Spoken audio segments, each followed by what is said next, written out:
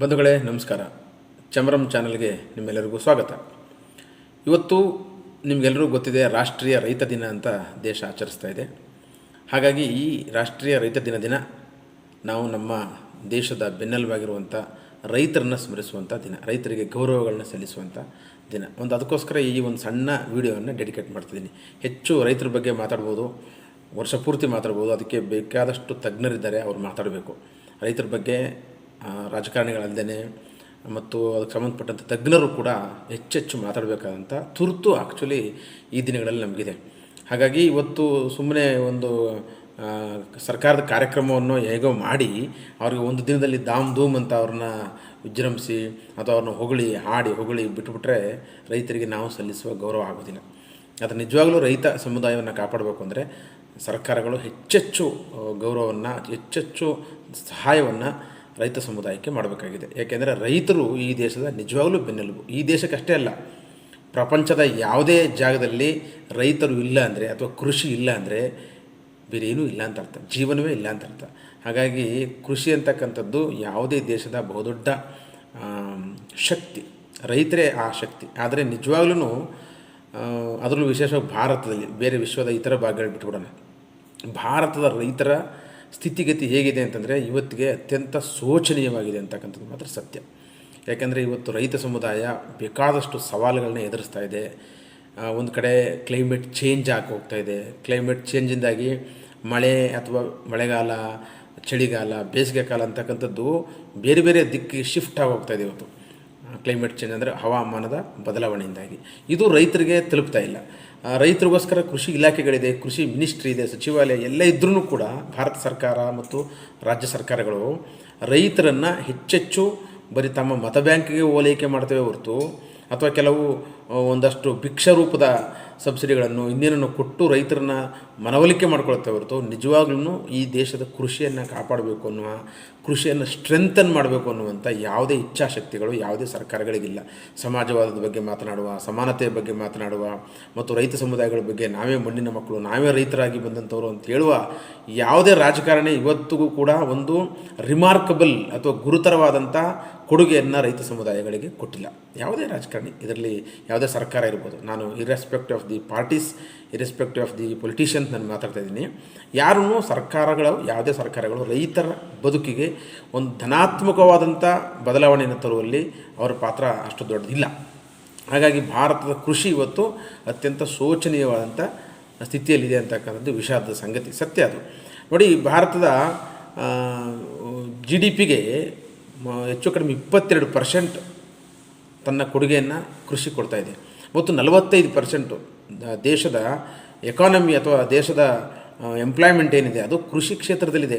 ಆದರೆ ಇವತ್ತು ಕೃಷಿ ಕ್ಷೇತ್ರದಲ್ಲಿ ಕೆಲಸ ಮಾಡೋಕ್ಕಾಗದೇ ಇರತಕ್ಕಂಥ ಅನೇಕ ರೈತರು ನಗರ ಪ್ರದೇಶಗಳಿಗೆ ವಲಸೆ ಬರ್ತಾ ಇದ್ದಾರೆ. ನಗರ ಪ್ರದೇಶಗಳಿಗೆ ತಮ್ಮ ವೃತ್ತಿಯನ್ನು ಇನ್ನೇನನ್ನು ಹುಡುಕಿ ಬರುವಂಥ ಸ್ಥಿತಿ ಯಾಕೆ ಬಂತು ಅಂತಂದರೆ, ರೈತರು ಬೆಳೆದಂಥ ಯಾವುದೇ ಬೆಳೆಗಳಿಗೆ ಅಲ್ಲಿ ಅವರಿಗೆ ಸರಿಯಾದ ಮಾನ್ಯತೆ ಸಿಗ್ತಾ ಇಲ್ಲ.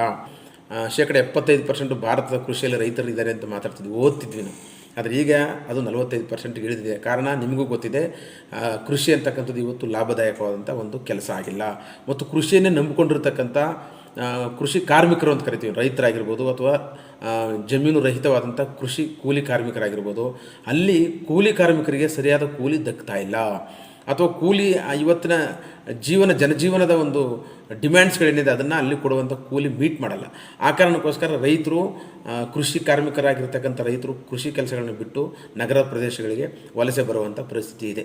ಸೊ ಹಂಗಾಗಿ ಈಗ 45% ದೇಶದ ಎಂಪ್ಲಾಯಬಿಲಿಟಿ ಅಂತೇನು ಕರಿತೀವಿ ನಾವು, ಅಂದರೆ ಉದ್ಯೋಗವನ್ನು ಕೊಡ್ತಿದ್ದಂಥ ಕ್ಷೇತ್ರ ಇವತ್ತು ಉದ್ಯೋಗವನ್ನು ಅರಸಿ ವಲಸೆಗಳಾಗಿ ಬೇರೆ ಬೇರೆ ರಾಜ್ಯಗಳಿಗೆ ಅಥವಾ ನಗರ ಪ್ರದೇಶಗಳಿಗೆ ಬಂದು ಇಲ್ಲಿ ಸ್ಲಮ್ಗಳನ್ನು ನಿರ್ಮಾಣ ಮಾಡಿಕೊಂಡು ಬದುಕುವಂಥ ಸ್ಥಿತಿ ಬಂತು. ಜೊತೆಗೆ ಅನೇಕ ಸಾಲದ ಸುಳಿಗಳಿಗೆ ಸಿಕ್ಕಾಕೊಂಡಂಥ ರೈತ, ಮಳೆಯಿಂದಾಗಿ ಅಥವಾ ಬೆಳೆ ಕೈ ಕೊಟ್ಟಿದ್ದರಿಂದಾಗಿ ಅಥವಾ ಬೇರೆ ಬೇರೆ ಹವಾಮಾನ ವೈಪರೀತ್ಯಗಳಿಂದಾಗಿ ರೈತ ತನ್ನ ಬೆಳೆಯನ್ನು ಕಾಪಾಡ್ಕೊಳ್ಳೋಕ್ಕಾಗೋದಿಲ್ಲ. ಜೊತೆಗೆ ಕಾಡು ಪ್ರದೇಶಗಳಲ್ಲಿರುವಂಥ ರೈತರಿಗೆ ಕಾಡಿನ ಪ್ರಾಣಿಗಳ ಹಾವಳಿಗಳಿಂದಾಗಿ ಮತ್ತು ಸರ್ಕಾರದ ನಿರ್ಲಕ್ಷ್ಯಗಳಿಂದಾಗಿ ಅವರ ಬೆಳೆ ಕೈಗೆಟ್ಕೋದಿಲ್ಲ.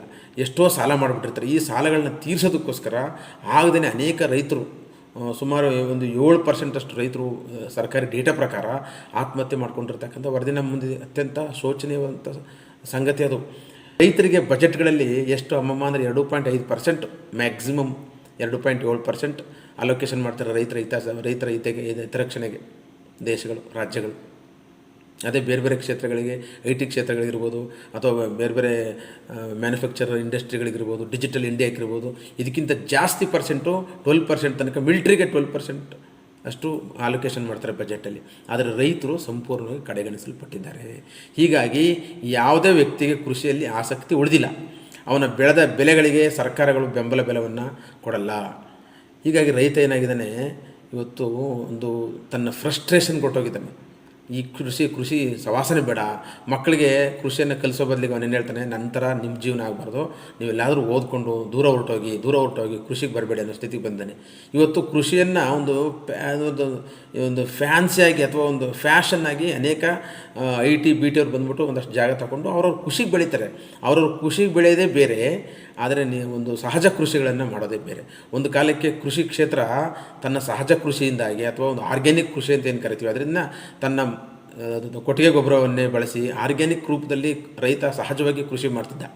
ಆದರೆ ಯಾವಾಗ ಒಂದು ರೆವಲ್ಯೂಷನ್ ಆಯಿತು ಕೃಷಿಯಲ್ಲಿ, ಒಂದು ಆರ್ಟಿಫಿಷಿಯಲ್ ಅಥವಾ ಕೆಮಿಕಲ್ ಫರ್ಟಿಲೈಸರ್ಸ್ ಎಲ್ಲ ಬಂದಮೇಲೆ ಏನಾಯಿತು, ಇದ್ದಕ್ಕಿದ್ದಂಗೆ ರೈತನಲ್ಲಿ ಒಂದು ದೊಡ್ಡ ಆಸೆಗಳನ್ನ ಸೃಷ್ಟಿ ಮಾಡಿದ್ರು ಆಳುವ ಸರ್ಕಾರಗಳು. ಸೃಷ್ಟಿ ಮಾಡಿ ತಮ್ಮ ಒಂದು ಮಾರಾಟಕ್ಕೋಸ್ಕರ ಅಥವಾ ಹೊರದೇಶಗಳ ಒಪ್ಪಂದಗಳಿಗೋಸ್ಕರ ಇಲ್ಲಿ ಗೊಬ್ಬರಗಳನ್ನು ಅಥವಾ ಕೆಮಿಕಲ್ ಫರ್ಟಿಲೈಸರ್ಸ್ಗಳನ್ನು ಬಿಡುಗಡೆ ಮಾಡಿ ರೈತರನ್ನ ಆ ಒಂದು ದಿಕ್ಕಿಗೆ ನೂಕಿದ ಮೇಲೆ ಏನು ಮಾಡೋದು, ರೈತ ಅದಕ್ಕೆ ಅಡ್ಜಸ್ಟ್ ಆಗಿ ಅದ್ರ ಮುಖಾಂತರವೇ ಭೂಮಿಯನ್ನೆಲ್ಲ ಕೆಮಿಕಲ್ ಫರ್ಟಿಲೈಸರ್ಸ್ಗಳು ತುಂಬೋದ್ರ ಮುಖಾಂತರ ತನ್ನ ಭೂಮಿ ತಾನೇ ನಾಶ ಮಾಡಿಕೊಂಡು ಈ ಬರಡು ಭೂಮಿ ಮಾಡಿಬಿಟ್ಟ ತನ್ನ ಕೃಷಿ ಭೂಮಿಯನ್ನು. ಇವತ್ತು ಆ ಕೃಷಿ ಭೂಮಿಯಲ್ಲಿ ಬರೀ ಕೆಮಿಕಲ್ಸ್ ಬಿಟ್ಟರೆ ಬೇರೇನು ಸಿಗ್ತಾಯಿದೆ ಅವನಿಗೆ? ಒಂದು ಇಂಟಿಗ್ರೇಟೆಡ್ ಮ್ಯಾನೇಜ್ಮೆಂಟ್ ಅಂತ ಕರಿತೀವಿ. ಎಲ್ಲ ಒಟ್ಟಿಗೆ ಗೊಬ್ಬರ ಹಾಕೋದು, ಕೊಟ್ಟಿಗೆ ಗೊಬ್ಬರ ಅಥವಾ ಪಶುಸಂಗೋಪನೆ, ಇವೆಲ್ಲವೂ ಕೃಷಿಯ ಒಂದು ವಿಭಿನ್ನ ಭಾಗಗಳು. ಆ ಎಲ್ಲ ಭಾಗಗಳಲ್ಲಿ ಒಟ್ಟಾರೆಯಾಗಿ ಸಮಗ್ರ ಕೃಷಿಯನ್ನು ಮಾಡುವಂಥ ಪರಿಸ್ಥಿತಿಯಿಂದ ಇವತ್ತು ಕೃಷಿಕ ಕೇವಲ ಒಂದೇ ಒಂದು ಮಾನೋ ಕ್ರಾಪಿಂಗ್ ಅಂತನೋ, ಇದ್ಯಾವುದೋ ಕ್ಯಾಶ್ ಕ್ರಾಪ್ ಅಂತನೋ ಅಥವಾ ಫ್ಲಾರಿಕಲ್ಚರು, ಈ ಥರದ ಒಂದೇ ಥರದ ಕ್ರಾಪ್ಗಳಿಗೆ ಮನುಷ್ಯ ಅಥವಾ ಕೃಷಿಕ ಇಳಿದುಬಿಟ್ಟಿದ್ದಾನೆ. ಅಲ್ಲಿ ಕೃಷಿಯ ವೈವಿಧ್ಯತೆಯೇ ಇಲ್ಲ. ಒಂದೇ ಜಾಗದಲ್ಲಿ ಅಥವಾ ಒಂದೇ ಲ್ಯಾಂಡಲ್ಲಿ ಎಲ್ಲ ಥರದ ಕೃಷಿಯನ್ನು, ಎಲ್ಲ ಥರದ ಬೆಳೆಗಳನ್ನು ಬೆಳೀತಿದ್ದಂಥ ರೈತ ಇವತ್ತು ಎಲ್ಲೂ ಇಲ್ಲ. ಒಂದು ಕ್ಯಾಶ್ ತಂದು ಕೊಡಬೇಕು, ಇನ್ಸ್ಟೆಂಟ್ ತಕ್ಷಣ ಸಿಗುವಂಥದ್ದು. ಅವನಿಗೆ ಅದರಿಂದ ಎಷ್ಟೋ ಸಾಲ ಆಗುತ್ತೆ. ಆ ಸಾಲಗಳಾದ್ರೂ ಕೂಡ ತಕ್ಷಣಕ್ಕೆ ದುಡ್ಡು ಬರುತ್ತೆ, ಒಂದು 3 ತಿಂಗಳಿಗೆ ದುಡ್ಡು ಬರುತ್ತೆ ಅಂತ ಹೂವಿನ ಕೃಷಿಯನ್ನು ಅಥವಾ ಹತ್ತಿಯನ್ನು ಅಥವಾ ಇನ್ಯಾವುದೋ ಒಂದು ತರಕಾರಿಗಳನ್ನು, ಬರೀ ತರಕಾರಿಗಳೇ ಈ ಥರ ಬೆಳೆಯೋದ್ರ ಮುಖಾಂತರ ರೈತರು ಏನು ಮಾಡಿಬಿಟ್ರು, ತಮ್ಮನ್ನು ತಾವು ಚಾಲೆಂಜಸ್ಗಳಿಗೆ ಒಡ್ಕೊತಾ ಇದ್ದಾರೆ. ಈ ಯಾವ ರೂಪದಲ್ಲಾದರೂ ನಾವು ಜೀವನವನ್ನು ಗಳಿಸ್ಕೋಬೇಕು ಅಂತ. ಪ್ರತಿ ರೈತನ ಇವತ್ತಿನ ಡೇಟಾ ಪ್ರಕಾರ, ಸರ್ಕಾರದ ಡೇಟಾ ಪ್ರಕಾರವೇ 10,000 ರೂಪಾಯಿ ಒಂದು ಪ್ರತಿ ತಿಂಗಳ ಇನ್ಕಮ್ ಅಂತ ಹೇಳ್ತಾರೆ. 10,000 ರೂಪಾಯಿ ಅಂದರೆ ಒಂದು ಫ್ಯಾಮಿಲಿಗೆ, ಅದು ಇಡೀ ರೈತ ಕುಟುಂಬಕ್ಕೆ 10,000 ರೂಪಾಯಿ ಅಂದರೆ ಇವತ್ತಿನ ಕಾಲದಲ್ಲಿ ಜೀವನ ಮಾಡೋಕ್ಕೆ ಸಾಧ್ಯವ? ಒಂದು ವರ್ಷಕ್ಕೆ 1,20,000 ರೂಪಾಯಿ ಆಗ್ಬೋದು. ಇಷ್ಟಾಗಿ ಅನೇಕ ರೈತರು ಸಾಲದ ಸುಳಿಗೆ ಸಿಗಾಕೊಂಡಿದ್ದಾರೆ. ಕೃಷಿಗೆ ಸಾಲ ಮಾಡ್ತಾರೆ, ಅದನ್ನು ತೀರ್ಸೋಕ್ಕಾಗದರೆ ವಲಸೆ ಬರ್ತಾರೆ, ಇಲ್ಲಾಂದರೆ ಆತ್ಮಹತ್ಯೆ ಮಾಡ್ಕೋತಾರೆ. ಇಂಥ ಸ್ಥಿತಿಗೆ ರೈತರು ತಲುಪಿದ್ದಾರೆ. ರೈತನನ್ನು ಕುರಿತು ಇವತ್ತು ನಾನು ಫೇಸ್ಬುಕ್ ನೋಡುವಾಗ ನಮ್ಮ ಡಾಕ್ಟರ್ ವಸಂತಕುಮಾರ್ ತಿಮ್ಕಾಪುರ ಅವರು, ಕೃಷಿ ವಿಜ್ಞಾನಿ ಅವರು ಕೃಷಿಯ ಬಗ್ಗೆ ಮತ್ತು ರೈತರ ಬಗ್ಗೆ ಅಪಾರವಾದ ಕಳಕಳಿ ಹೊಂದಿರತಕ್ಕಂಥ ಕೃಷಿ ವಿಜ್ಞಾನಿ ಅವರು ಬರಹಗಾರರು ಹೌದು, ಲೇಖಕರು ಹೌದು, ಕವಿನೂ ಹೌದು. ಅವ್ರದ್ದೊಂದು ಕವನ ನನಗೆ ಗಮನ ಸೆಳೀತು ಇವತ್ತು ಫೇಸ್ಬುಕ್ಕಲ್ಲಿ. ನನ್ನ ಹನಿ ಹನಿ ಬೆವರು ಧಾನ್ಯವಾಯಿತಲ್ಲ, ಕೋಟಿ ಕೋಟಿ ಜನರ ಅನ್ನವಾಯಿತಲ್ಲ, ಅನ್ನ ನೀಡಿದ ಪುಣ್ಯ ನನ್ನದಾಯಿತಲ್ಲ, ಬೇರೇನೂ ಬೇಕಿಲ್ಲ, ಬದುಕು ಧನ್ಯವಾಯಿತಲ್ಲ. ಇದು ರೈತನ ಮನಸ್ಥಿತಿ. ನೋಡಿ ಎಷ್ಟು ಅದ್ಭುತವಾಗಿದೆ. ಅವನು ತನ್ನ ಧನ್ಯತೆಯನ್ನು ಬೇರೆಯವ್ರಿಗೆ ಅನ್ನ ಹಾಕಿದ್ರಲ್ಲೇ ಕಳೀತಾನೆ. ತನ್ನ ಬೆವರು ಸುರಿಸಿ, ನೆತ್ತರನ್ನು, ರಕ್ತವನ್ನು ಸುರಿಸಿ ಅವನು ಈ ದೇಶವನ್ನು ತನಗೇ ಗೊತ್ತಿಲ್ಲದೇ ದೇಶವನ್ನು ಕಾಪಾಡ್ತಾ ಇದ್ದಾನೆ. ಆದರೆ ದೇಶ ಮಾತ್ರ ರೈತನನ್ನು ಕಾಪಾಡುವಲ್ಲಿ ಬಹಳ ಹಿಂದುಳಿದಿದೆ. ನಾವೆಲ್ಲರೂ ಸಿಟಿಗಳಲ್ಲಿ ನಿಂತು ಕೃಷಿ ಬಗ್ಗೆ ಆಗಲಿ, ರೈತರ ಬಗ್ಗೆ ಆಗಲಿ ಒಂದು ಸೆಂಟಿಮೆಂಟಲ್ ಮಾತಾಡ್ತೀವಿ. ಆದರೆ ನಿಜವಾದ ರೈತನ ಅನೇಕ ಕಷ್ಟ ನಿಷ್ಠುರಗಳನ್ನ ಯಾವತ್ತೂ ನಾವು ನೋಡೇ ಇಲ್ಲ. ಹಾಗಾಗಿ ಇವತ್ತು ಕೃಷಿ ಮೇಲೆ ಒಂದು ಅವಲಂಬಿತವಾದಂಥ ಸಂಪೂರ್ಣ ಸಂಸಾರಗಳು ಇವತ್ತು ಅವನತಿಯ ದಾರಿಯನ್ನು ಹಿಡಿದಿವೆ. ಒಂದು ಕೃಷಿ ಬದುಕು ಅಂತಂದರೆ ಒಂದೇ ಥರ ಇಲ್ಲ ಭಾರತದಲ್ಲಿ. ಭಾರತದ ಭೂಮಿ, ಮಣ್ಣು ಮತ್ತು ಅಲ್ಲಿನ ಪರಿಸರ, ಅಲ್ಲಿನ ವಾತಾವರಣ, ಅಲ್ಲಿನ ಹವಾಗುಣಕ್ಕೆ ಅನುಗುಣವಾಗಿ ಇಲ್ಲಿ ಕ್ರಾಪಿಂಗ್ ಪ್ಯಾಟರ್ನ್ ಅಂತ ಕರಿತೀವಿ ನಾವು. ಆ ಥರದ ಕ್ರಾಪಿಂಗ್ ಪ್ಯಾಟರ್ನ್ ಇದೆ. ಕರಾವಳಿಯ ರೈತರು ಬೇರೆ, ಬಯಲು ಸೀಮೆ ರೈತರು ಬೇರೆ, ನದಿ ಮುಖಜ ಭೂಮಿಗಳಿರ್ತಕ್ಕಂಥ ರೈತರು ಬೇರೆ, ನೀರಾವರಿಯ ಅವಕಾಶಗಳು ಸಿಕ್ಕುವಂಥ ರೈತರೇ ಬೇರೆ, ಮತ್ತು ಬರಡು ಭೂಮಿಯ ರೈತರು ಬೇರೆ. ಸೊ ವರ್ಷಕ್ಕೆ ಅವರು ತಮ್ಮ ಬದುಕಿಗೆ ತಾವೇ ಬೆಳ್ಕೋಬೇಕಾದಲ್ಲದೆ ಇಡೀ ದೇಶದ ಒಂದು ಹಸಿವನ್ನು ಕೂಡ ನೀಗಿಸಬೇಕಾದಂಥ ಜವಾಬ್ದಾರಿ ಹೊತ್ತಿರುವಂಥ ರೈತರನ್ನು ಸರ್ಕಾರಗಳು ವಿಪರೀತ ರೂಪದಲ್ಲಿ ಕಡೆಗಣಿಸ್ತಾ ಇವೆ. ನಿಜವಾಗ್ಲೂ ರೈತರಿಗೆ ನಾವು ಕೊಡಬೇಕಾಗಿರ್ತಕ್ಕಂಥ ಸಹಾಯ ಏನು ಅಂತಂದರೆ ಹೆಚ್ಚೆಚ್ಚೆಚ್ಚು ಅವರಿಗೆ ಬೆಂಬಲ ಬೆಲೆಯನ್ನು ಘೋಷಣೆ ಮಾಡಬೇಕು. ಯಾವುದೇ ಪ್ರಾಡಕ್ಟ್ಗೆ ನಾವು ಆ ವ್ಯಕ್ತಿ ಒಬ್ಬ ಮ್ಯಾನುಫ್ಯಾಕ್ಚರ್ ಮಾಡೋಂಥ ಒಬ್ಬ ವ್ಯಕ್ತಿ ತನ್ನ ಉತ್ಪನ್ನಗಳಿಗೆ ತಾನೇ ಬೆಲೆ ನಿಗದಿ ಮಾಡ್ತಾನೆ. ಯಾವುದೇ ದೇಶದಲ್ಲೂ ರೈತ ಬೇರೆ ಬೇರೆ ದೇಶಗಳಲ್ಲಿ ಇರ್ಬೋದು, ಬೇರೆ ಬೇರೆ ಅವಕಾಶಗಳು, ಆದರೆ ಭಾರತದಲ್ಲಿ ಮಾತ್ರ ಇಂಥ ಶೋಚನೀಯ ಸ್ಥಿತಿ ಅಂತಂದರೆ ತಾನೇ ಬೆಳೆದಂಥ ತನ್ನದೇ ಪ್ರಾಡಕ್ಟ್ಗಳಿಗೆ ತಾನು ರೇಟ್ ಹೇಳುವಂತಿಲ್ಲ. ಮೂರನೇ ವ್ಯಕ್ತಿ ಬಂದು ರೇಟ್ ಫಿಕ್ಸ್ ಮಾಡ್ತಾನೆ.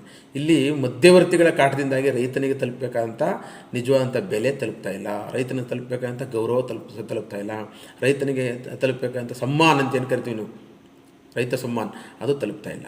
ಎಲ್ಲ ಮಿಡ್ಲ್ ಮ್ಯಾನ್ಗಳು ಪಾಲಾಗ್ತಾಯಿದೆ. ಈ ಕಡೆ ಒಂದು ಕಡೆ ಗ್ರಾಹಕರಿದ್ದಾರೆ, ಇನ್ನೊಂದು ಕಡೆ ರೈತ ಇದ್ದಾನೆ. ರೈತನ ವಸ್ತುಗಳು ನೇರ ಗ್ರಾಹಕನಿಗೆ ಬರೋದಿಲ್ಲ, ಒಬ್ಬ ಮಧ್ಯವರ್ತಿಯ ಮುಖಾಂತರವೇ ಬರೋದ್ರಿಂದ ಈ ಏನೇನೂ ಮಾಡದಿರ್ತಕ್ಕಂಥ ಒಬ್ಬ ಮಧ್ಯವರ್ತಿ ಇಲ್ಲಿ ಬೇಕಾದಷ್ಟು ದುಡ್ಡು ಮಾಡ್ಕೊತಾನೆ. ಗ್ರಾಹಕರ ಜೇಬಿಗೂ ನಷ್ಟ, ರೈತ ಬೆಳೆದಂಥ ರೈತನಿಗೂ ನಷ್ಟ. ಇಂಥ ಸ್ಥಿತಿ ಭಾರತದಲ್ಲಿರ್ತಕ್ಕಂಥದ್ದು. ಇದನ್ನು ಸರಿಪಡಿಸೋದಕ್ಕೆ ಏನು ಮಾಡಬೇಕು ಅಂತ ಹೊಸ ಕಾಯ್ದೆಯನ್ನು ನಾವು ತರಕೊಟ್ರು. ಆ ಕಾಯ್ದೆಯಲ್ಲಿ ಅನೇಕ ಲೋಪ ಇತ್ತು ಅಂತ ವರ್ಷಗಟ್ಟಲೆ ಭಾರತ ದೇಶದಲ್ಲಿ ಇತಿಹಾಸ, ಸಾವಿರಾರು ವರ್ಷಗಳ ಇತಿಹಾಸದಲ್ಲಿ, ಇಡೀ ವಿಶ್ವದ ಇತಿಹಾಸದಲ್ಲಿ ಕೇಂದ್ರ ಸರ್ಕಾರದ ರೈತ ವಿರೋಧಿ ಧೋರಣೆ ವಿರುದ್ಧವಾಗಿ ವರ್ಷಗಟ್ಟಲೆ ರೈತರು ಧರಣಿ ಮಾಡಿದ್ದಾರೆ. ಎಂಥ ಧರಣಿ, ಭೀಕರ ಧರಣಿ, ಅನೇಕ ಸಾವು ನೋವುಗಳಾದಂಥ ಧರಣಿ, ರೈತರ ಮೇಲೆ ಒಂದು ರೀತಿಯ ಹಲ್ಲೆ ಮಾಡಿದಂಥ, ಸರ್ಕಾರವೇ ಹಲ್ಲೆ ಮಾಡಿದಂಥ ಧರಣಿ ಮಾಡಿದ್ರು. ಇಷ್ಟೆಲ್ಲ ಧರಣಿಗಳ ನಡುವೆನೂ ಕೂಡ ರೈತರನ್ನು ಇವತ್ತಿಗೂ ಕಾಪಾಡಬೇಕು ಅಂತ ಅನಿಸೋದೇ ಇಲ್ಲ ಯಾವ ಸರ್ಕಾರಗಳಿಗೂ. ಸುಮ್ಮನೆ ಮೊಸಳೆ ಕಣ್ಣೀರು ಸುರಿಸ್ತವೆ ಸರ್ಕಾರಗಳು. ಒಂದಷ್ಟು ರೈತರ ಸಾಲ ಮನ್ನಾ ಮಾಡ್ತೀವಿ ಅಂತ ಹೇಳ್ತಾರೆ. ಈ ಸಾಲ ಮನ್ನಾ ಮಾಡೋದ್ರ ಮುಖಾಂತರ ಎಲ್ಲ ಸರ್ಕಾರಗಳು ಒಂದು ಕಾಂಪಿಟೇಟಿವ್ ರೂಪದಲ್ಲಿ ಅವರ ರೈತರನ್ನು ಮನವೊಲಿಸಿಕೊಂಡು ವೋಟ್ ಬ್ಯಾಂಕ್ ಮಾಡ್ಕೋತವೆ ಹೊರತು ನಿಜವಾಗ್ಲೂ ರೈತರನ್ನು ಕಾಪಾಡಿ ರೈತರ ಮುಖಾಂತರ ಸರ್ಕಾರವನ್ನು ಸದೃಢವಾಗಿ ನಿಲ್ಲಿಸಬೇಕು ಅನ್ನುವಂಥದ್ದು ಯಾರಿಗೂ, ಯಾವ ಸರ್ಕಾರಗಳ ಇಚ್ಛಾಶಕ್ತಿಗಳಿಗೂ ಇಲ್ಲ. ಹಾಗಾಗಿ ಎಲ್ಲ ರೈತ ಹೋರಾಟಗಳು ಈ ರೀತಿ ಬೀದಿಯಲ್ಲಿ ನಿಂತಿರೋ ಸಂದರ್ಭದಲ್ಲಿ, ಒಂದೊಂದು ಸಾರಿಗೆ ಬೆಲೆ ಹೆಚ್ಚಳ ಆಗೋದಂಥ ಸಂದರ್ಭದಲ್ಲಿ ಅಥವಾ ಬೆಲೆ ಕಡಿಮೆ ಆದಂಥ ಒಂದು ಏರುಪೇರಾದಂಥ ಸಂದರ್ಭದಲ್ಲಿ ತಾನು ಬೆಳೆದಂಥ ಎಲ್ಲ ತರಕಾರಿಗಳನ್ನ, ಟೊಮೊಟೊವನ್ನು ಇನ್ನೊಂದನ್ನು ತಂದು ರೋಡು ಸುರಿದು ರೈತ ಗೊಳು ಅಂತ ಹೇಳೋದು ನಮ್ಮ ಕಣ್ಣಿಗೆ ಕಾಣಿಸುತ್ತೆ. ಅಷ್ಟಾದ್ರೂ ಸರ್ಕಾರಗಳು ಅವನ ಮೇಲೆ ಕನಿಕರವನ್ನು ತೋರಿಸಲ್ಲ. ಹಾಗಾಗಿ ಇವತ್ತು ಯಾರಿಗೂ ಕೃಷಿಯನ್ನು ಮಾಡಬೇಕು ಅನ್ನುವಂಥ ಒಂದು ಉತ್ಸಾಹ ಉಳಿದಿಲ್ಲ. ನಮ್ಮ ದೇಶದ ಬೆನ್ನೆಲುಬು ಅಂತ ಕರೆಯುವಂಥ ರೈತನ ಬೆನ್ನೆಲುಬೆ ಮುರಿದು ಬಿದ್ದೋಗಿದೆ ಇವತ್ತು. ಅಷ್ಟಲ್ಲದೆ ರೈತರು ಕೂಡ ತಮ್ಮ ಬೆಳೆಗಳನ್ನು ಮೇಂಟೈನ್ ಮಾಡುವಲ್ಲಿ ರೈತರು ತಪ್ಪಿಲ್ಲ ಅಂತ ಹೇಳ್ತಿಲ್ಲ. ರೈತರು ಕೂಡ ಅನೇಕರು ಇವತ್ತು ಹೇಗೆಗೋ ಹೆಚ್ಚೆಚ್ಚು ಲಾಭ ಗಳಿಸಬೇಕು ಅಂತೇಳಿ ಅನೇಕ ರೈತರು ಒಂದೇ ರೀತಿಯ ಬೆಳೆಗಳನ್ನು ಬೆಳೀತಾರೆ. ಮಣ್ಣಿನ ಆರೋಗ್ಯದ ಬಗ್ಗೆ ಯಾರೂ ಕಳಕಳಿಯನ್ನು ವಹಿಸ್ತಾ ಇಲ್ಲ. ರೈತರನ್ನ ಎಷ್ಟೇ ಎಜುಕೇಟ್ ಮಾಡಬೇಕು ಅಂತ ಹೊರಟರೂ ಕೂಡ ಅನೇಕ ರೈತರು ಹಳೆಯ ಪದ್ಧತಿಗಳಿಗೆ ಅಥವಾ ಒಂದು ಯಾವುದು ಸರ್ಕಾರವೇ ಒಗ್ಗಿಸಿದಂಥ ಕೆಮಿಕಲ್ ಫರ್ಟಿಲೈಸರ್ಸ್ ಏನು ಕರಿತೀವಿ, ರಾಸಾಯನಿಕಗಳು, ವಿಪರೀತ ರಾಸಾಯನಿಕಗಳು ತಪ್ಪು ಅಂತ ನಾನು ವಾದ ಮಾಡ್ತಿಲ್ಲ. ರಾಸಾಯನಿಕಗಳು ಬಂದ ಮೇಲೆ ಕೃಷಿಯಲ್ಲಿ ಒಂದು ಕ್ರಾಂತಿಯಾಗಿದೆ, ಹಸಿರು ಕ್ರಾಂತಿಯಾಗಿದೆ, ಇಲ್ಲ ಅಂತ. ಆದರೆ ರಾಸಾಯನಿಕಗಳನ್ನ ಯಾವ ಪ್ರಮಾಣದಲ್ಲಿ, ಎಲ್ಲಿ, ಯಾವ ಬೆಳೆಗೆ ಹೇಗೆ ಬಳಸಬೇಕು ಅನ್ನುವಂಥ ಯಾವುದೇ ನಾಲೆಡ್ಜು ರೈತನಲ್ಲಿ ಇಲ್ಲ. ಅಂಥ ನಾಲೆಡ್ಜನ್ನು ಕೊಡುವಂಥ ಕೆಲಸವನ್ನು ಕೃಷಿ ಇಲಾಖೆಗಳು ಮಾಡಬೇಕಾಗಿತ್ತು. ಕೃಷಿ ಇಲಾಖೆಗಳು ಆ ಕೆಲಸ ಮಾಡ್ತಾಯಿಲ್ಲ. ಕೃಷಿ ಇಲಾಖೆಗಳು ಯಾವುದೋ ತಮ್ಮ ಒಂದು ವೃತ್ತಿ ಅಂತ ನೋಡ್ಕೊಂಡು ಹೋಗ್ತೇವೆ. ಇದು ಯಾವುದೋ ಸಂದರ್ಭ ಬರುತ್ತೆ, ಡೇಟಾ ಬರೆದು ಕೊಡೋದು, ಈ ಊರಲ್ಲಿ ಇಷ್ಟಿಷ್ಟು ಬೆಳೆ ಬೆಳೆದ್ರು, ಅಷ್ಟು ಬೆಳೆ ಬೆಳೆದ್ರು, ಇಷ್ಟು ಬಂತು, ಅಷ್ಟು ಹೋಯಿತು ಅಂತ ಬರೀ ಡೇಟಾ ಮಾಡೋದ್ರಲ್ಲಿ ಕೃಷಿ ಇಲಾಖೆ ನಿರತವಾಗಿದೆ ಹೊರತು ರೈತರಿಗೆ ಬೇಕಾದಂಥ ಸಂಪರ್ಕ ಕಾರ್ಯಕ್ರಮಗಳನ್ನ ಮಾಡುವಲ್ಲಿ ಸರ್ಕಾರ ಮತ್ತು ಕೃಷಿ ಇಲಾಖೆ ವಿಫಲ ಆಗಿದೆ. ಮತ್ತು ರೈತರಿಗೆ ಬೇಕಾದಂಥ ಕೃಷಿಯ ಜ್ಞಾನವನ್ನು ತಲುಪಿಸುವಲ್ಲಿ ವಿಫಲವಾಗಿದೆ. ಪರಿಣಾಮಕಾರಿಯಾಗಿ ತಲುಪಿಸಬೇಕು. ರೈತರು ಅದನ್ನು ಹೌದೌದು ನಾವು ಇದು ಸರಿ ಅಳವಡಿಸ್ಕೋಬೇಕು ಅಂತ ಅನಿಸ್ಬೇಕು ಅವ್ರಿಗೆ. ಹಾಗೆ ಪರಿಣಾಮಕಾರಿಯಾಗಿ ತಲುಪಿಸಬೇಕು. ಮತ್ತು ಅಂತಹ ಮಾರ್ಗಗಳಿಂದ ಬಂದಂಥ ಬೆಳೆಯನ್ನು ಸರ್ಕಾರ ಕೊಂಡುಕೊಳ್ಳೋದ್ರ ಮುಖಾಂತರ ಅಥವಾ ಸರ್ಕಾರ ನಿಗದಿತ ಬೆಲೆಯಲ್ಲಿ ರೈತನಿಗೆ ಲಾಭದಾಯಕವಾಗುವಂಥ ಬೆಲೆಯನ್ನು ಕೊಂಡುಕೊಳ್ಳೋದ್ರ ಮುಖಾಂತರ ಅವ್ರನ್ನ ಕೃಷಿಯಲ್ಲಿ ಉತ್ತೇಜನ ಕೊಡಬೇಕು. ಕೃಷಿ ಲಾಭದಾಯಕವಾಗಿದೆ, ಕೃಷಿ ನನ್ನ ಜೀವನವನ್ನು ಕಟ್ಟಿಕೊಡ್ತಾ ಇದೆ ಅಂತ ಅನಿಸ್ಬೇಕು. ಇವತ್ತು ಕೃಷಿಯ ಭೂಮಿ ಕೂಡ ನಾಶ ಆಗೋಗ್ತಾ ಇದೆ, ಅಂದರೆ ಕಡಿಮೆ ಆಗೋಗ್ತಿದೆ ನಗರೀಕರಣದಿಂದಾಗಿ. ಮತ್ತು ಪಶುಗಳನ್ನ ಬೆಳೆಸಬೇಕು ಅಂದರೆ, ಪಶುಸಂಗೋಪನೆ ಮಾಡಬೇಕು ಅಂದರೆ ಅವ್ರಿಗೆ ದನಗಳ ಕರುಗಳನ್ನ ಮೇಯಿಸೋದಕ್ಕಾಗಲಿ ಇನ್ನೊಂದಕ್ಕಾಗಲಿ ಜಾಗಗಳು ಸಿಗ್ತಾಯಿಲ್ಲ. ಈ ಬರಗಾಲ ಬಂದರೆ ಅಥವಾ ಬೇಸಿಗೆ ಬಂದುಬಿಟ್ರೆ ಭೀಕರವಾದಂಥ ಹೊಡೆತ ಉಂಟಾಗುವಂಥ ನೀರಿನ ಅಭಾವ, ಮೇವಿನ ಅಭಾವ ಬರೋದ್ರಿಂದಾಗಿ ರೈತರು ತಮ್ಮ ಎಲ್ಲ ಜಾನುವಾರುಗಳನ್ನು ಕೂಡ ಮಾರ್ಕೋತಾ ಇದ್ದಾರೆ. ಇವತ್ತು ಜಾನುವಾರುಗಳು ಕಡಿಮೆ ಆಗೋಗಿದೆ. ಒಂದು ಹಾಲು ಕರೆಯುವಂಥ ಯಾವುದು ಜರ್ಸಿ ಹಸುಗಳನ್ನ ಇಟ್ಕೊಂಡಿರ್ತಾರೆ. ನಮ್ಮ ದೇಸಿ ಹಸುಗಳಾಗಲಿ ದೇಸಿ ದನಗಳಾಗಲಿ ಇಲ್ಲೆಲ್ಲ ಮಾತಾಡ್ತಾರೆ, ನಮ್ಮ ಆ ಗೋವನ್ನು ಉಳಿಸಬೇಕು, ಗೋಮಾತೆಯನ್ನು ಕಾಪಾಡಬೇಕು ಅಂತ. ಯಾವ ಗೋಮಾತೆಯನ್ನು ಇಲ್ಲಿ ಹಚ್ಚದಂತೆ ಕಾಪಾಡೋಕ್ಕಾಗಲ್ಲ. ಗೋಮಾತೆ ಉಳಿವಿಗೆ ರೈತನ ಉಳಿಸಬೇಕು, ರೈತನ ಜಮೀನು ಉಳಿಸಬೇಕು. ರೈತನ ಜಮೀನಿಗೆ ಒಂದು ಗೌರವ ತಂದು ಕೊಟ್ಟರೆ ಅವನು ಗೋಮಾತೆಯನ್ನು ಉಳಿಸ್ತಾನೆ, ಭೂಮಿಯನ್ನು ಉಳಿಸ್ತಾನೆ. ಇಲ್ಲಾಂದರೆ ಅವನಿಂದನೇ ಭೂಮಿ ನಾಶ ಆಗೋಗುತ್ತೆ. ಸೊ ಇವತ್ತು ಮಣ್ಣಿನ ಫಲವತ್ತತೆ ಕೂಡ ಹೀಗೆ ಈ ರೀತಿಯ ಒಂದು ಅವೈಜ್ಞಾನಿಕವಾದಂಥ ಬೆಳೆ ಕ್ರಮಗಳಿಂದಾಗಿ ಅಥವಾ ಅವೈಜ್ಞಾನಿಕವಾಗಿ ಬಳಸುವಂತಹ ರಾಸಾಯನಿಕಗಳಿಂದಾಗಿ ಇವತ್ತು ಮಣ್ಣು ತನ್ನ ಫಲವತ್ತತೆಯನ್ನು ಕಳ್ಕೊಂಡು ಕೂತಿದೆ. ಈ ಮಣ್ಣಲ್ಲಿ ಅವನು ಗುದ್ದಾಡ್ತಾ ಇದ್ದಾನೆ. ಮಣ್ಣಿಗೆ ಜೀವ ಬೇಕು. ಮಣ್ಣು ತನ್ನಷ್ಟಕ್ಕೆ ತಾನೇ ಒಂದು ಜೀವವನ್ನು ಸೃಷ್ಟಿ ಮಾಡ್ಕೊಳ್ಳೋ ಶಕ್ತಿ ಇದೆ. ಆದರೆ ಅದನ್ನು ಉಳಿಸಬೇಕು. ಬೇರೆ ಬೇರೆ ರೂಪದಲ್ಲಿ ರಾಸಾಯನಿಕಗಳನ್ನ ಕಡಿಮೆ ಮಾಡಿಕೊಂಡು ಮತ್ತು ಸಾವಯವ ರೂಪದಲ್ಲಿ ತನ್ನ ಭೂಮಿಯನ್ನು ತಾನು ಪ್ರೀತಿಸಿದರೆ ರೈತನಿಗೆ ಹೆಚ್ಚು ಫಲವನ್ನು ಕೊಡುತ್ತೆ ಮಣ್ಣು. ಸೊ ಇವತ್ತು ಸಂಪೂರ್ಣವಾಗಿ ಭೂಮಿಯನ್ನು ನಾವು ಬಂಜರು ಮಾಡಿಟ್ಟಿದ್ದೀವಿ. ಭೂಮಿಗೆ ಅದೇನು ಮಾಡಿದ್ದೀವಿ ಅಂತಂದರೆ ಎಲ್ಲವನ್ನು ಸುರಿದು ನಿರ್ಜೀವ ಮಾಡಿಬಿಟ್ಟಿದ್ದೀವಿ ಮಣ್ಣನ್ನು. ಈ ನಿರ್ಜೀವವಾದ ಮಣ್ಣಲ್ಲಿ ಜೀವವನ್ನು ಹುಡುಕ್ತಾ ಇದ್ದೀವಿ, ಎಲ್ಲಿ ಸಿಗುತ್ತೆ? ಹಾಗಾಗಿ ಮತ್ತೆ ಭೂಮಿಯನ್ನು ಉಳಿದಿರುವಷ್ಟು ಭೂಮಿಯನ್ನಾದ್ರೂ ನಾವು ಜೀವ ಕೊಡಬೇಕು. ಜೀವ ಮತ್ತು ಜೀವ ಜಲ ಅದನ್ನು ಕೊಡೋದ್ರ ಮುಖಾಂತರ ರೈತರ ಜ್ಞಾನವನ್ನು ಅಭಿವೃದ್ಧಿಪಡಿಸಬೇಕು. ಮತ್ತು ಯಾವುದಾದ್ರು ಕ್ರಿಮಿನಾಶಕಗಳನ್ನು ಗೊಬ್ಬರಗಳನ್ನು ಇಟ್ಕೊಂಡಿರ್ತಕ್ಕಂಥ ಅನೇಕ ಶಾಪ್ ಓನರ್ಸ್ಗಳಿದ್ದಾರೆ, ಅವರೇ ಅಲ್ಲಿನ ಡಾಕ್ಟ್ರುಗಳು. ಅವರು ಏನು ಯಾವುದಕ್ಕೆ ಯಾವುದು ಕೊಡಬೇಕು ಅಂತ ಗೊತ್ತಿಲ್ಲ, ಏನೋ ಒಂದು ತಮ್ಮ ಮಾರಾಟ ಆಗಬೇಕು ಕೊಟ್ಟು ಕಳಿಸ್ತಾರೆ. ಸೊ ಹೀಗೆ ಅನೇಕ ಲೂಪೋಲ್ಗಳು ರೈತರನ್ನು ಬಾಧಿಸ್ತವೆ. ಅದರಲ್ಲಿ ನಾವು ರೈತರನ್ನ ತಪ್ಪು ಅಂತ ಹೇಳೋಕ್ಕಾಗಲ್ಲ. ಯಾಕೆಂದರೆ ರೈತ ತಕ್ಷಣದ ಪರಿಹಾರಕ್ಕೆ ಏನೋ ಒಂದು ಬಂದು ಕೇಳ್ತೀವಿ, ಇನ್ನೇ ಒಂದು ಕೊಡ್ತಾರೆ. ಏನೋ ಒಂದು ಕಾಕತಾಳೀಯವಾಗಿ ಅದು ನಡೆದೋಗಿರುತ್ತೆ, ಅದನ್ನು ಅವನು ಖುಷಿ ಪಟ್ಕೊಂಡು ಆಗ್ತಾನೆ. ಬಟ್ ಕೊನೆಯಲ್ಲಿ ರೈತನಿಗೆ ತನ್ನ ಪ್ರಾಡಕ್ಟ್ ಕೈ ಎತ್ತಿದಾಗ ನಿರಾಶನಾಗ್ತಾನೆ. ಆದರೆ ಕೃಷಿ ಅಲ್ಲದೇ ಬೇರೆ ಏನೂ ಗೊತ್ತಿಲ್ಲಿರತಕ್ಕಂಥ ಅನೇಕ ರೈತರುಗಳು ಈ ಕಡೆ ಕೃಷಿಯನ್ನು ಮಾಡೋಕ್ಕಾಗದೇನೆ, ಆ ಕಡೆ ಕೃಷಿ ಬಿಟ್ಟು ಬರೋಕ್ಕಾಗದೇನೆ ಎಷ್ಟೊಂದು ಡೋಲಾಯಮಾನದಲ್ಲಿ ಬದುಕ್ತಿದ್ದಾರೆ ಅನ್ನೋದನ್ನು ನಾವು ಗಮನಿಸಬೇಕಾಗುತ್ತೆ. ಹಾಗಾಗಿ ಸರ್ಕಾರಗಳು ಯಾವತ್ತೋ ಒಂದು ದಿನ ರೈತರಿಗೆ ಸನ್ಮಾನ ಮಾಡಬೇಕು, ಗೌರವ ಕೊಡಬೇಕು, ಸತ್ಯ ಅದು. ಅವರನ್ನು ಗುರುತಿಸಲೇಬೇಕು ಅನ್ನೋದು ಸತ್ಯ. ಆದರೆ ಕೇವಲ ಗುರುತಿಸಿ ಒಂದಿನ ಸನ್ಮಾನ ಮಾಡಿ ಸಡಗರ ಮಾಡಿ ಊಟ ಮಾಡಿಸಿ ಅವರಿಗೆ ಒಂದು ಪ್ರಶಸ್ತಿಗಳನ್ನು ಇನ್ನೇನು ಕೊಟ್ಟು ಕಳಿಸಿಬಿಟ್ರೆ ಆಗಲ್ಲ. ಇನ್ ಟೋಟಲ್ ಒಟ್ಟಾರೆಯಾಗಿ ರೈತ ಸಮುದಾಯವನ್ನು ಕಾಪಾಡಬೇಕು ಅನಿಸಿದ್ರೆ ನಿಜವಾಗ್ಲೂ ಸರಿಯಾದ ಸಮಯಕ್ಕೆ ಬೀಜಗಳನ್ನು ಒದಗಿಸುವ, ಸರಿಯಾದ ಸಮಯಕ್ಕೆ ಸರಿಯಾದ ಸಬ್ಸಿಡಿ ದರದಲ್ಲಿ ಗೊಬ್ಬರಗಳನ್ನು ರಸಗೊಬ್ಬರಗಳನ್ನ ಕೊಡೋದ್ರ ಮುಖಾಂತರ ಮತ್ತು ರೈತರ ಬೆಳೆದಂಥ ಬೆಳೆಗಳಿಗೆ ಒಂದು ನಿಗದಿತವಾದಂಥ ಮತ್ತು ಬೆಂಬಲವಾದಂಥ ಲಾಭದಾಯಕವಾದಂಥ ಬೆಲೆಗಳನ್ನು ಘೋಷಣೆ ಮಾಡೋದ್ರ ಮುಖಾಂತರ ಮತ್ತು ಅವ್ರ ಪ್ರಾಡಕ್ಟ್ಗಳನ್ನ ಪ್ರತಿ ಗ್ರಾಮ ಪಂಚಾಯತ್ ವ್ಯಾಪ್ತಿಯಲ್ಲಿ ಒಂದು ಸ್ಟೋರ್ ಹೌಸ್ ಥರ ಅವ್ರ ಬೆಳೆಗಳನ್ನಲ್ಲಿ ಬೆಳೆಗಳ ಬ್ಯಾಂಕ್ ಥರ ನಿರ್ಮಾಣ ಮಾಡಬೇಕು. ನಮ್ಮ ಬ್ಯಾಂಕಲ್ಲಿ ದುಡ್ಡನ್ನು ತಗೊಂಡು ಡೆಪಾಸಿಟ್ ಮಾಡಿಬಿಟ್ಟು ನಮ್ಮ ಇಷ್ಟ ಬಂದಿದ್ದು ತಗೊಳ್ಳೋ ಥರದಲ್ಲಿ ಕೃಷಿ ಉತ್ಪನ್ನಗಳನ್ನ ಪ್ರತಿ ರೈತರು ಉಚಿತವಾಗಿ ತಗೊಂಡೋಗಿಟ್ಟು ಯಾವತ್ತು ಬೆಲೆ ಬರುತ್ತೆ ಅಂಥ ದಿನಗಳು ತಮ್ಮ ಬೆಳೆಗಳನ್ನು ವಾಪಸ್ ತಗೊಳ್ಳುವಂತಂದರೆ ಅಲ್ಲಿ ತನಕ ಕಾಪಾಡಬೇಕು. ಶೈತ್ಯಾಗಾರಗಳು ನಿರ್ಮಾಣ ಮಾಡಬೇಕು. ಸೊ ಇಂಥ ಶೈತ್ಯಾಗಾರಗಳನ್ನು ಏನೋ ಒಂದು ನಿರ್ಮಾಣ ಮಾಡೋದ್ರ ಮುಖಾಂತರ ರೈತರನ್ನು ಸ್ಟ್ರೆಂಥನ್ ಮಾಡಬೇಕು, ರೈತರ ಬೆನ್ನನ್ನು ಸ್ಟ್ರೆಂಥನ್ ಮಾಡಬೇಕು, ರೈತರ ಆಸಕ್ತಿಯನ್ನು ಸ್ಟ್ರೆಂಥನ್ ಮಾಡಬೇಕು, ರೈತರ ಖುಷಿಯನ್ನು ಹೆಚ್ಚುಗೊಳಿಸಬೇಕು. ಆವತ್ತು ಮಾತ್ರವೇ ನಿಜವಾಗ್ಲೂ ಭಾರತದ ಒಂದು ರೈತರ ನಿಜವಾದ ಜೀವನ ಹಸನಾಗುತ್ತೆ. ಇವತ್ತು ಭಾರತ ಸೆಲ್ಫ್ ಸಫಿಷಿಯೆಂಟ್ ಆಗಿದೆ ಯಾವುದರಲ್ಲಿ, ಫುಡ್ ಪ್ರಾಡಕ್ಟ್ಸಲ್ಲಿ. ಆದ್ರೂ ಅನೇಕ ಬೇರೆ ಬೇರೆ ರಾಷ್ಟ್ರಗಳಿಂದ ನಾವು ಆಮದು ಮಾಡ್ಕೊತಾ ಇದ್ದೀವಿ ಬೇಕಾದಷ್ಟು ಫುಡ್ ಪ್ರಾಡಕ್ಟ್ಸ್ಗಳನ್ನ. ನಮ್ಮಲ್ಲೇ ಬೆಳೆದ್ರೂ ಕೂಡ ನಮ್ಮ ರೈತರು ಬೆಳೆದಂಥ ಬೆಳೆಗಳನ್ನ ಆಚೆಗೆ ಬಿಟ್ಬಿಟ್ಟು ಇಲ್ಲಿ ಏನಾಗ್ತಾಯಿದೆ ಅಂದರೆ ಒಂದು ಬೀಜ ಕಂಪ್ನಿಗಳನ್ನ ಇವರು ಉದ್ಧಾರ ಮಾಡೋಕೆ ಹೊರಟಿದ್ದಾರೆ. ರೈತ ತಮ್ಮ ಬೀಜಗಳನ್ನ ತಾವೇ ಮಾಡ್ಕೊಳ್ಳುವಂಥ, ಉಳಿಸ್ಕೊಂಡು ಬೆಳೆಸುವಂಥ ಪದ್ಧತಿ ಮುಗಿದೋಯ್ತು ಯಾವತ್ತೋ. ಈಗ ಬೀಜ ಕಂಪ್ನಿಗಳ ಮೇಲೆ ರೈತ ಡಿಪೆಂಡ್ ಆಗಿರಬೇಕು. ಬೀಜ ಕಂಪ್ನಿಗಳನ್ನ ಸ್ಟ್ರೆಂಥನ್ ಮಾಡ್ತಾಯಿದ್ದಾರೆ ಮತ್ತು ಹೊರಗಿನ ಪ್ರಾಡಕ್ಟ್ಗಳನ್ನ ತರಿಸ್ಕೊಳ್ಳೋದ್ರ ಮುಖಾಂತರ ರೈತರ ಪ್ರಾಡಕ್ಟ್ಸ್ಗಳನ್ನ, ರೈತ ಬೆಳೆದಂಥ ಉತ್ಪನ್ನಗಳನ್ನು ನೆಗ್ಲೆಕ್ಟ್ ಮಾಡ್ತಾಯಿದ್ದಾರೆ ಇಲ್ಲಿ. ಸೊ ಈಗಾದರೆ ಸರ್ಕಾರಗಳು ಹಿಂದ್ಗಡೆ ರೈತನಿಗೆ ವಿರೋಧಿಯಾದಂಥ ಕೆಲಸಗಳು ಮಾಡ್ತಾ ಮುಂದ್ಗಡೆ ರೈತನನ್ನು ಓಲೈಸುವ ಕೆಲಸ ಮಾಡ್ತಾಯಿದ್ದಾರೆ. ಇಂಥ ಓಲೈಕೆಗಳಿಂದಾಗಿ ಮುಂದೊಂದು ದಿನ ಭಾರತವು ಅತ್ಯಂತ ದೊಡ್ಡ ಅಪಾಯಕ್ಕೆ ಸಿಗಾಕೊಳ್ಳುತ್ತೆ. ಒಂದು ಬರಗಾಲ, ಕ್ಷಾಮ ಡಾಮರಗಳು ನಮ್ಮ ದೇಶದಲ್ಲಿ ಬಂದು ಹೋಗಿವೆ. ಲಕ್ಷ ಜನಗಳು ಕ್ಷಾಮ ಡಾಮರಗಳಿಂದ ಸತ್ತಿರುವಂಥ ನಿದರ್ಶನಗಳು ಇತಿಹಾಸದಲ್ಲಿ ನಮ್ಮ ದೇಶದಲ್ಲಿ ಇದೆ. ರೋಗ ರುಜಿನಗಳು ಬರ್ತವೆ, ಅನೇಕ ರೋಗ ರುಜಿನಗಳು ಬರ್ತವೆ ಬೆಳೆಗಳಿಗೆ. ಕೇವಲ ಬರೀ ಮಣ್ಣಿನ ಸಮಸ್ಯೆ ಅಲ್ಲ, ಮಣ್ಣಿಂದಾಗಿ ರೋಗ ಬರ್ತವೆ. ರೋಗ ನಿರ್ವಹಣೆ ಮತ್ತು ಬೆಳೆಗಳ ನಿರ್ವಹಣೆ ಇವೆಲ್ಲವನ್ನು ರೈತರ ಹತ್ರಕ್ಕೆ ಹೋಗಿ ಕಲಿಸ್ಕೊಡ್ಬೇಕು. ಕೃಷಿ ವಿಜ್ಞಾನಿಗಳನ್ನು ಕಳಿಸ್ಬೇಕು ಮತ್ತು ಕೃಷಿ ವಿಜ್ಞಾನಕ್ಕೆ ಸಂಬಂಧಪಟ್ಟಂಗೆ ಯಾರ್ಯಾರು ಸಂಶೋಧನೆಗಳು ಮಾಡ್ತಾರೆ ಅಂಥ ಸಂಶೋಧನೆಗಳನ್ನ ರೈತರಿಗೆ ತಲುಪಿಸುವಂಥ ಕೆಲಸಗಳಾಗಬೇಕು. ಅದು ನಿಜವಾಗ್ಲೂ ನಾವು ರೈತರಿಗೆ ಮಾಡುವಂಥ ಗೌರವ ಮತ್ತು ಒಂದು ಕೊಡುಗೆ ಆಗುತ್ತೆ ರೈತರಿಗೆ. ಅಂತಹ ಕೊಡುಗೆಗಳು ಕೊಡುವ ಸರ್ಕಾರಗಳು ಬರಲಿ. ರೈತರು ಎಚ್ಚೆತ್ತುಕೊಂಡು ನಮ್ಮ ಆಶೋತ್ತರಗಳನ್ನ ಈಡೇರಿಸಬಲ್ಲಂಥ ಸರ್ಕಾರಗಳು ಬೇಕು ಅನ್ನೋದನ್ನು ಅವರು ಅರ್ಥ ಮಾಡ್ಕೋಬೇಕು. ಹಾಗಾಗಿ ರೈತರಿಗೆ ಹೆಚ್ಚೆಚ್ಚು ಶಕ್ತಿ ಸಿಗಲಿ. ಎಲ್ಲ ರೈತ ಬಾಂಧವರು ದೇಶವನ್ನು ಸಂಪನ್ನವಾಗಿರಬೇಕು ಅಂದರೆ ರೈತ ಬಾಂಧವರು ಸಂಪನ್ನವಾಗಿರಬೇಕು ಮತ್ತು ಕೃಷಿ ಹೆಚ್ಚೆಚ್ಚು ಖುಷಿಯಾಗಿರುವಂಥ ಕ್ಷೇತ್ರ ಆಗಲಿ.